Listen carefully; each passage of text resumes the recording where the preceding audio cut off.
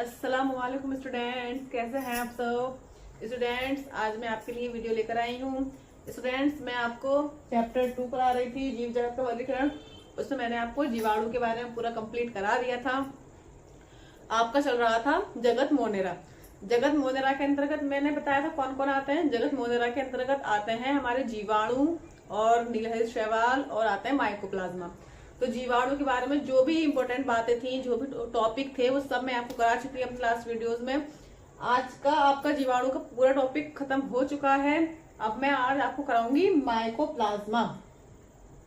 ठीक है, ये सब क्या होता है मैंने आपको बताया। जगत मोनेरा के अंदर कौन आते हैं? जो प्रोकैरियोटिक कोशिका के बने होते हैं। ठीक है, तो ये तो हमें क्लियर है कि जो भी जगत मोनेरा के अंतर्गत आएंगे वो सभी प्रोकैरियोटिक कोशिका के बने होंगे।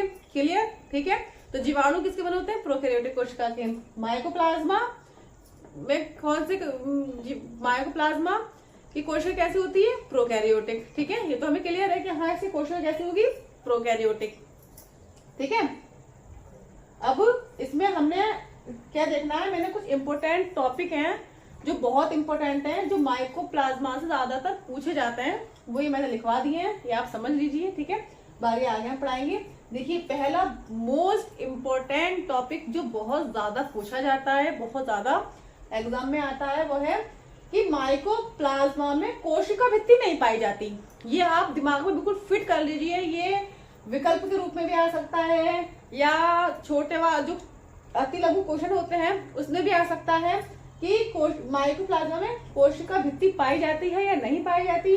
तो इसमें आएगा माइकोप्लाज्मा में कोशिका भित्ति नहीं पाई जाती। सेकंड है, पृथ्वी पर पाए जाने वाली सबसे छोटी जीवित कोशिका कौन सी होती है? माइकोप्लाज्मा। ठीक है, पृथ्वी पर पाए जाने वाली सबसे छोटी जीवित कोशिका माइकोप्लाज्मा होती है। तीसरा टॉपिक है आपका, बिना ऑक्सीजन के भी जीवित रह सकने में सक्षम जो माइकोप्लाज्मा होती है, ये बिना ऑक्सीजन के भी जीवित रह सकती है। तो ये 3 पॉइंट ऐसे हैं जो आपको रट लेने हैं अच्छे तरीके से। आपको ये समझ लीजिए, आपको एकदम माइंड में फिट कर लेना है ये टॉपिक। ठीक है, तभी आप पढ़ाई बहुत अच्छे से कर पाएंगे। माइकोप्लाज्मा का जो आगे की टॉपिक कराऊंगी वो आप इजिली कर सकेंगे, इजिली समझ सकेंगे। क्लियर? देखिए, अब एक चीज और समझ लीजिए, माइकोप्लाज्मा से होने वाले रोग। माइकोप्लाज्मा से कौन कौन से रोग होते हैं? देखिए, जंतुओं में माइकोप्लाज्मा से कौन कौन से रोग होते हैं?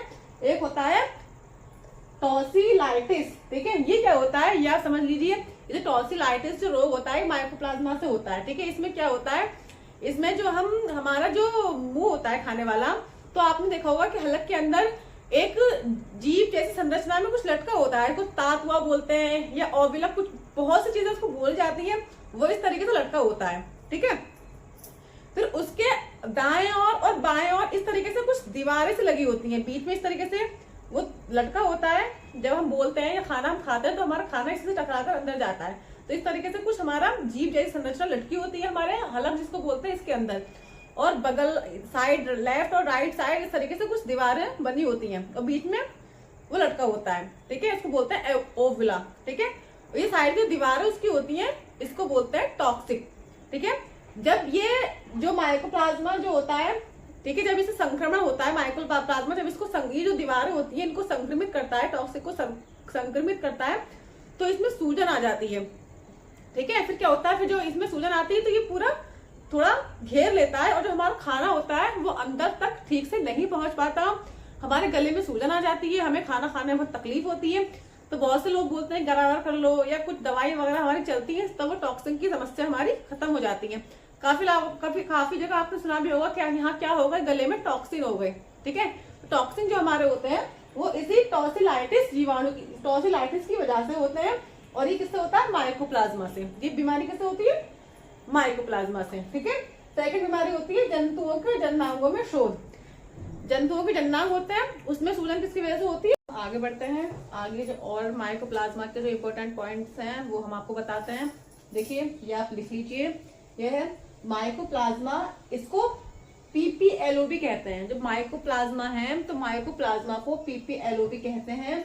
यह अपना आकार बदलते रहते हैं। ये जो माइकोप्लाज्मा है इनका आकार बदलता रहता है, इनका निश्चित कोई आकार नहीं होता। माइकोप्लाज्मा का कोई भी निश्चित आकार नहीं होता, इनका आकार बदलता रहता है। इसी कारण इसी जो आकार ये बदलते हैं, इसी वजह से इनको क्या बोला जाता है, इनको पादप जगत का जोकर भी कहा जाता है। ठीक है, इसी कारण इनको पादप जगत का जोकर भी कहा जाता है। यह अचल होते हैं, ठीक है, तथा इनकी बाह्य झिल्ली, माइकोप्लाज्मा अचल होते हैं, इनकी बाह्य झिल्ली लिपिड तथा प्रोटीन की बनी होती है। ठीक है, इनमें जनन, मुकुलन तथा विखंडन द्वारा होता है। यहाँ एक बात आप समझिए, देखिए ये मैंने जब आपको जगत मोनेरा कराया था, तो जगत मोनेरा के अंतर्गत ही मैंने आपको बहुत सारे पॉइंट बताए थे, जैसे कि जगत मोनेरा के अंतर्गत जो भी जीव आते हैं वह सभी प्रोकैरियोटिक कोशिका के बने होते हैं। ठीक है, सेकंड मैंने आपको कराया था, जगत मोनेरा के अंतर्गत जो भी जीव आते हैं वह उन सभी में क्या होता है, अलैंगिक जनन होता है,